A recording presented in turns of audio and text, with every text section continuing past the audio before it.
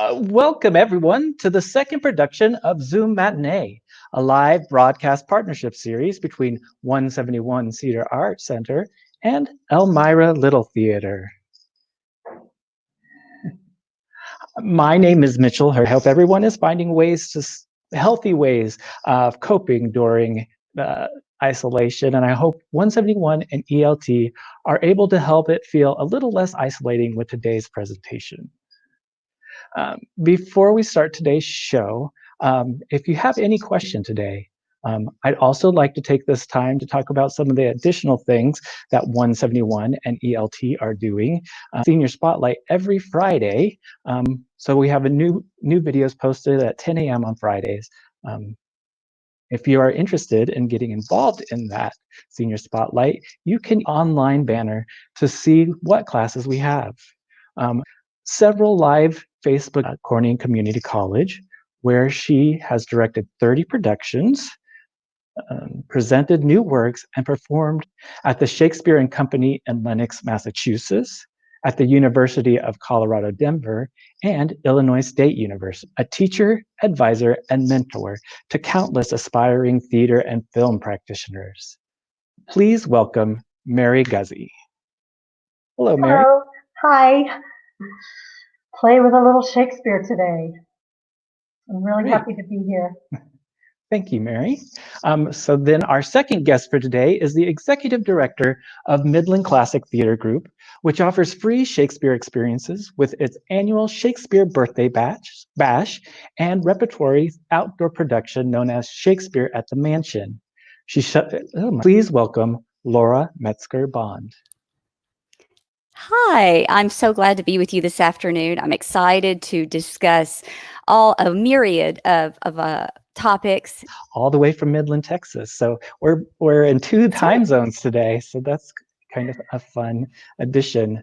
It doesn't look like anybody has asked us any questions. So if you have any Shakespeare questions you'd like answered today, please leave your question in the comments.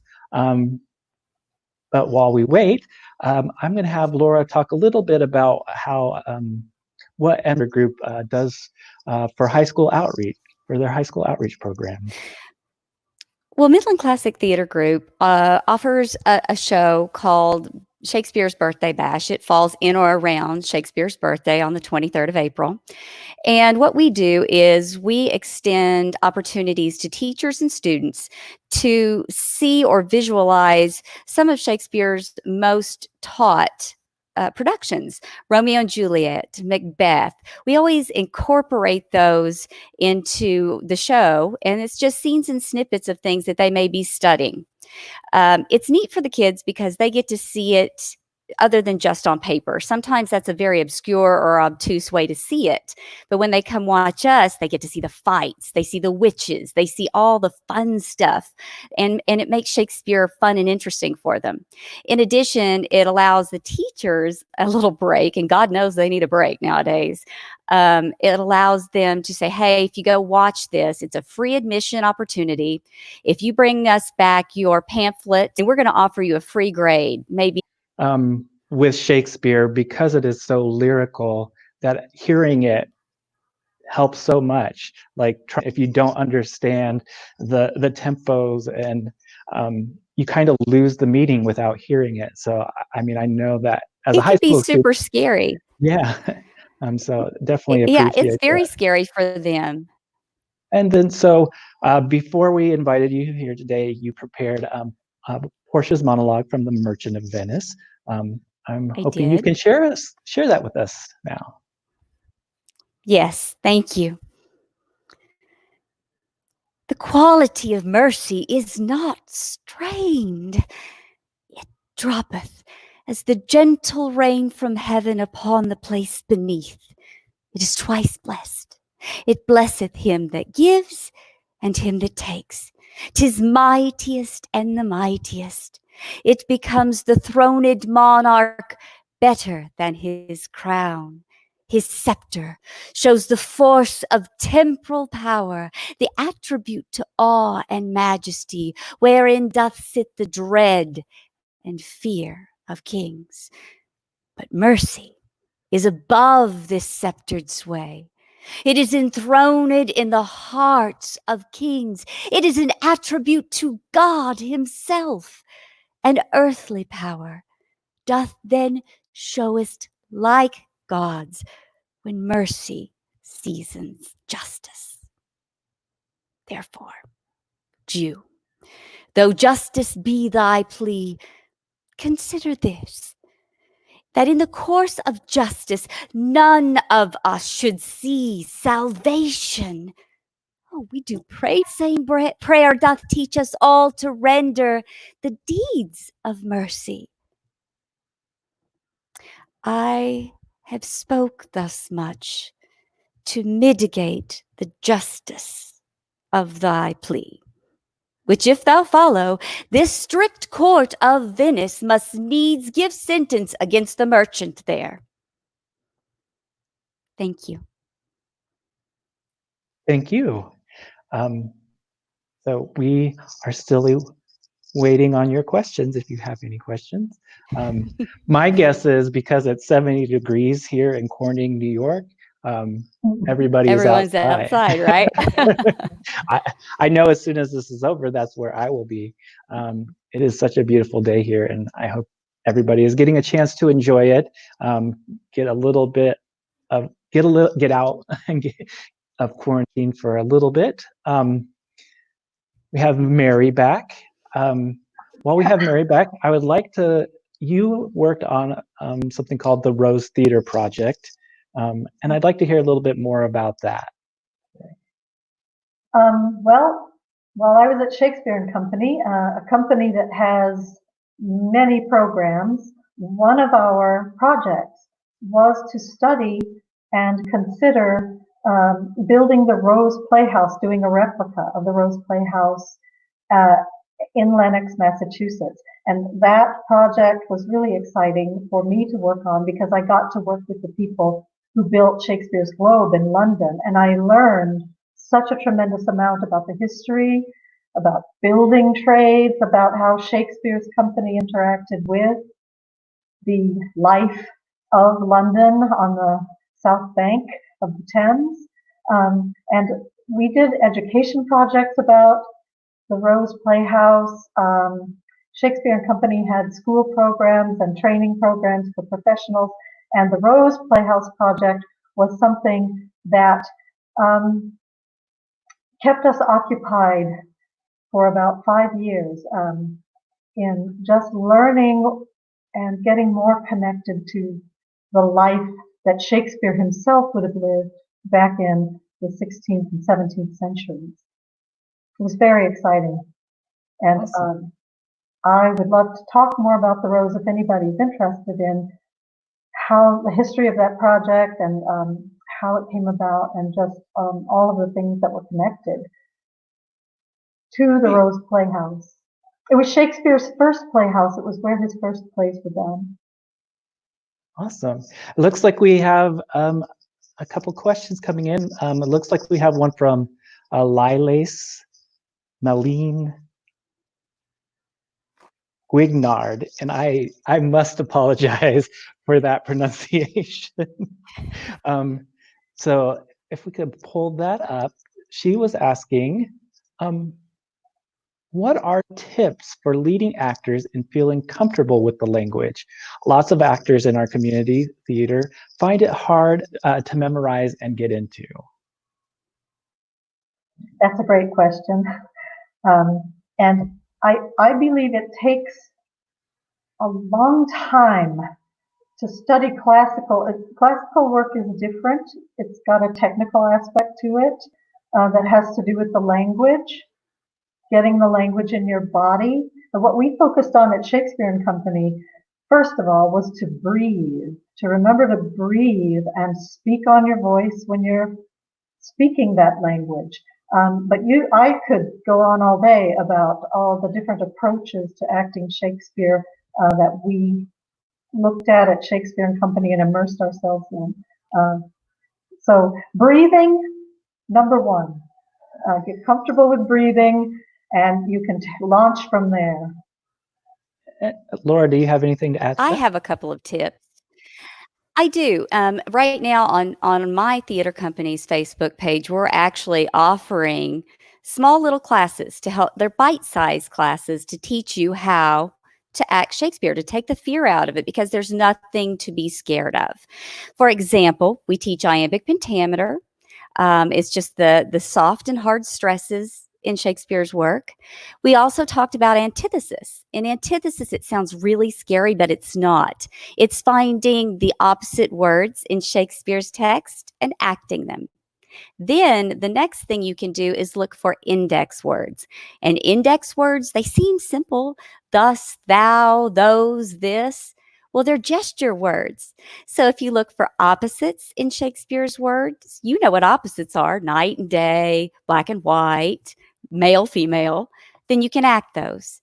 And if you look for the index words, then you have an indicator of where you should be gesturing. The fantastic thing about Shakespeare is he gave you tons of clues. So if you just slow down and look at the clues he provided for you, then you'll do fine. I think anybody can jump into Shakespeare and feel comfortable. Great. I would agree with that. Yeah. Thank you for that. While we wait on a couple more questions, we have one from Hare House. Why is Shakespeare still relevant today? Well, I believe Shakespeare is still relevant today because the things he wrote about, the characters he created, are still in existence today.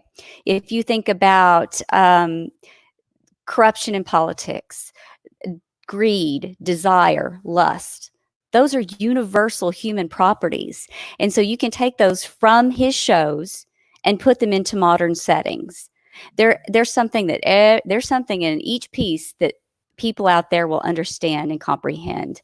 We see a lot of modernization. I'll get it out in a minute, of plays. And so I think it's just because it's stuff we still understand today. Yeah, and I think Shakespeare resonates for us differently in different times. Today, for example, some of his plays have much more meaning given what we're going through as a global pandemic in ways that they might not have resonated, say, in the 18th century or the 19th century, which tended to want to sentimentalize some of Shakespeare's themes. You've prepared the St. Crispin's Day speech from Henry V. Can you please share a little bit about the context of that speech, and then share the monologue with us today? Sure, I would love to. This happened in history, 1415, on October 25th, which was St. Crispin's Day. The English, led by King Henry V, were facing the French across the battlefield of Agincourt. And the English were outnumbered by the French about 5-1, and they weren't as well equipped either. So they were expecting to be slaughtered at this battle. And one of the nobles of Henry's called out, "I wish there were more men here today from England to help us fight." And the historical Henry made a speech to his men, which William Shakespeare, about 200 years later, incorporated into his play, Henry V. And it's a famous speech. It's known as the St. Crispin's Day speech. And it really resonates for me today. So here it is.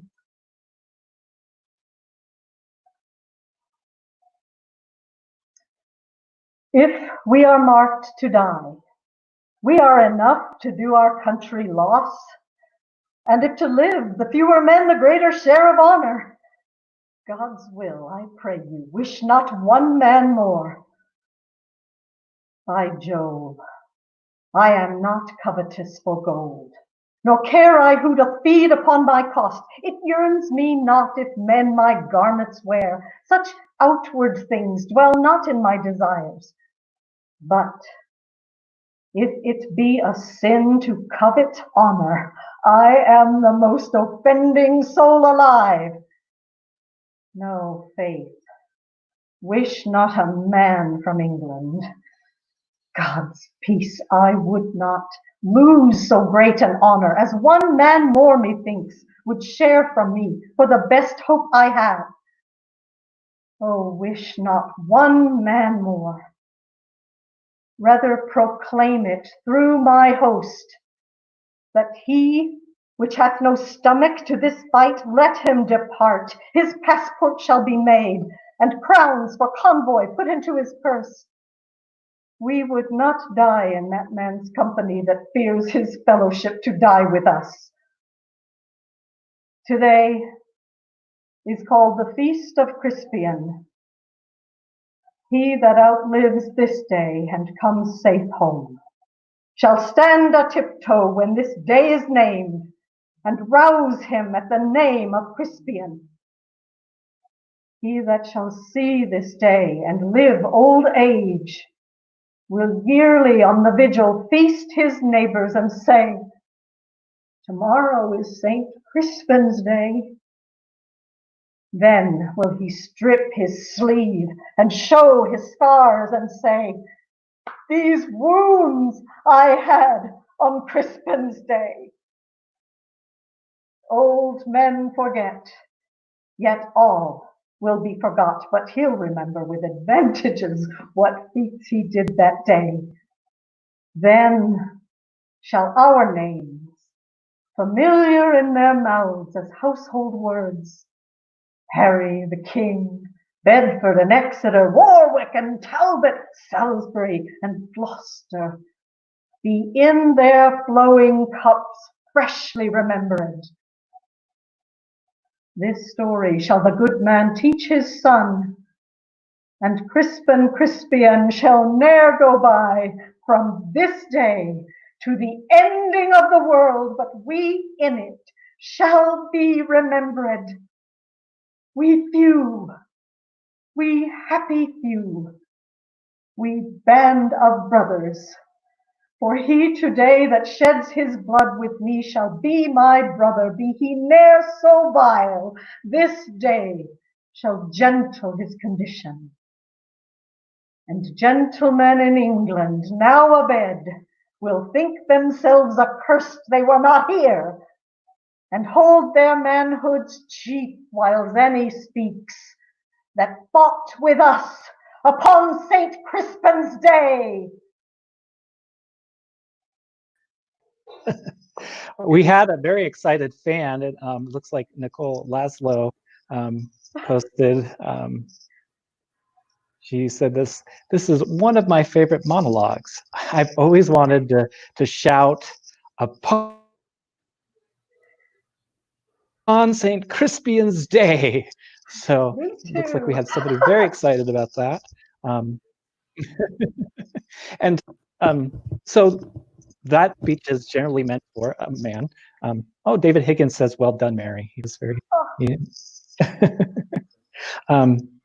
But again, that role is intended for a man. But as we try to modernize Shakespeare, well, when it was written, all of the roles were written for men.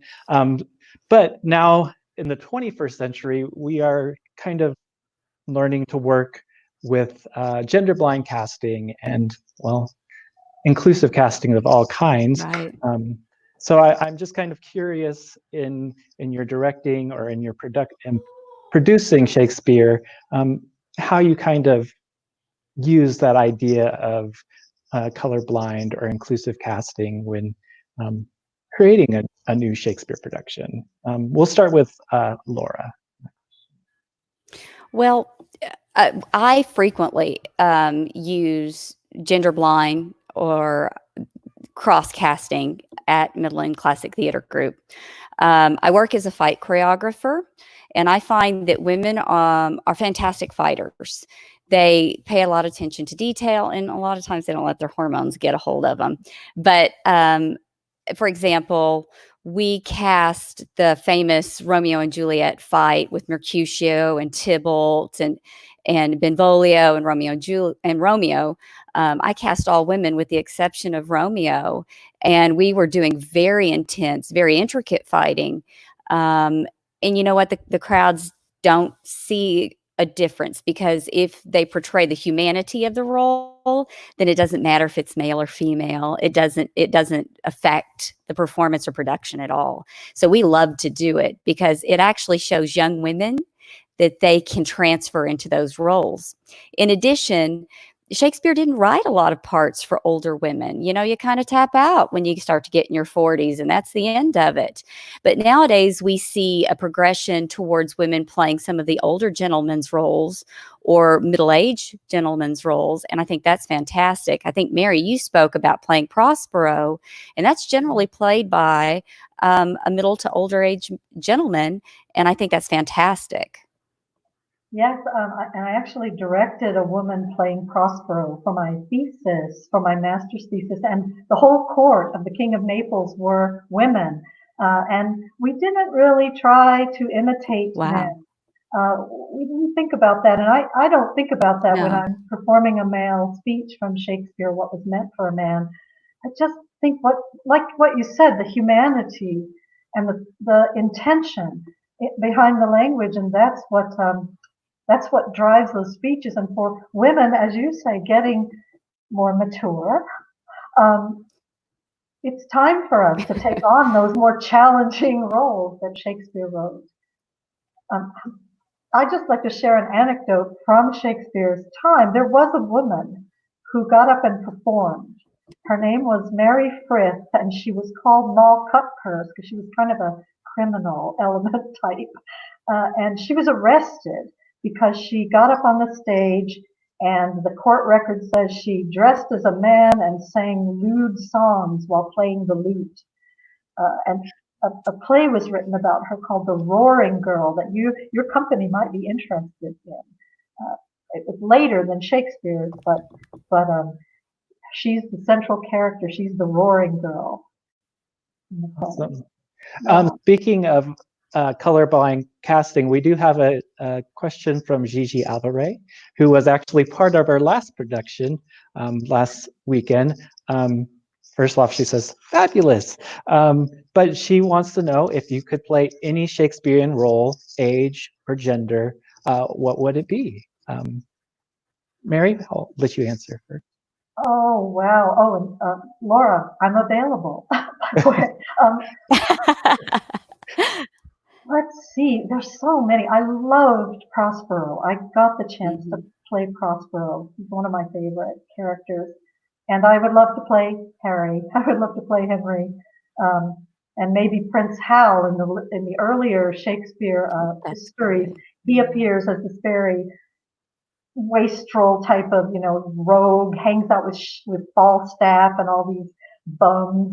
And then he grows into being a king. He apparently wasn't a very great guy in history, Henry. He's portrayed as kind of a jerk by historians, but came into his own as a military leader, I guess. And I find that whole transition of him from sort of throwing his life away as a young man and running around with Falstaff to king really interesting. So that's a part I love to explore. And you, Laura, is there a role out there that you really want to? Well, I'll tell you, yes. My favorite Shakespeare is Richard III. I did my thesis on it in college, and this was prior to them finding his final resting place was in a parking lot, and before they really took the demonization of him away in England. In the play, he's portrayed as the most hideous creature, physically deformed, just a real devil. And I would love to have a shot at him. It's a fantastic part. I don't know if any of you have read Anthony Shear's diary of the year that he was playing Richard III, but it's a fascinating character study, and the part itself can go so many different directions. So Richard III would be at the top of my list for sure.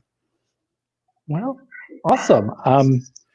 So we are at about the 30-minute mark.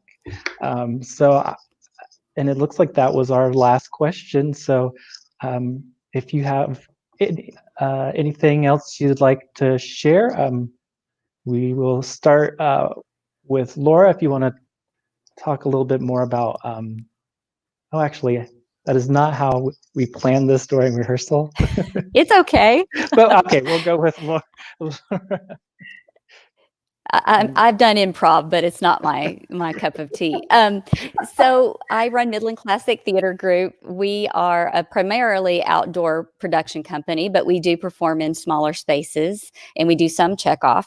But right now, if you want to do some interesting things, we're encouraging actors to jump on and perform their favorite monologue or do a scene. We'll even take a fight with spatulas if you want to perform for us, and that's on Facebook, and it's Midland Classic Theater Group.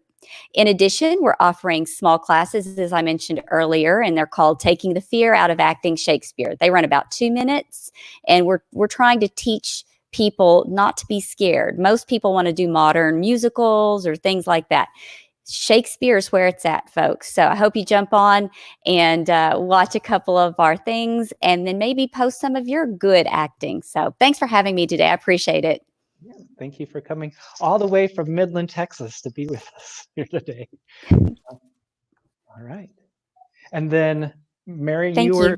thank you, discussing your class that you teach and the upcoming open house at Corning Community College. Yes, yes. Let me put in a plug for SUNY Corning Community College. I do teach a unit on Shakespeare in my advanced acting class, Acting 2, and sometimes we do Shakespeare productions. On May 19th, however, SUNY Corning Community College is hosting a virtual open house, and we are appealing to students enrolling for the summer and fall, and especially to continuing education folks, people who might want to be exploring some of our courses for enrichment. If you retired and you don't have anything to do, and maybe you've always wanted to explore ceramics, or you want to explore music or acting or science, not my area, so I won't try to go there. But log on to the Corning Community College website to find out more information. It's May 19th. It's virtual, and you can come and hang out with us on Google Meet and talk to some of the faculty in our chat rooms. Okay, well, great. I just want to thank you all again for being a part of this strange experiment that that me and Angela have come up with. Oh, there's David Higgins again, Midland, Texas. Yay! The girl did well. So on that, I just want to again say thank you for spending your time with us. I hope you are able to get out and enjoy the sun before it goes away. And I want to leave you today with a little video that Laura prepared for us in advance that I kind of like to call Lady Macbeth in Quarantine. Here's a spot. Out! Damn spot! Out, I say! 1, 2, why, then 'tis time to do it. Hell is murky. 5, my lord, 5. A soldier and a beard. What need we fear? Who knows it? When none can call our power to account. Yet, who would have thought the old man to have so much blood to do? The Thane of Fife had a wife. Where is she now? What will these hands ne'er be clean? More of that, my lord.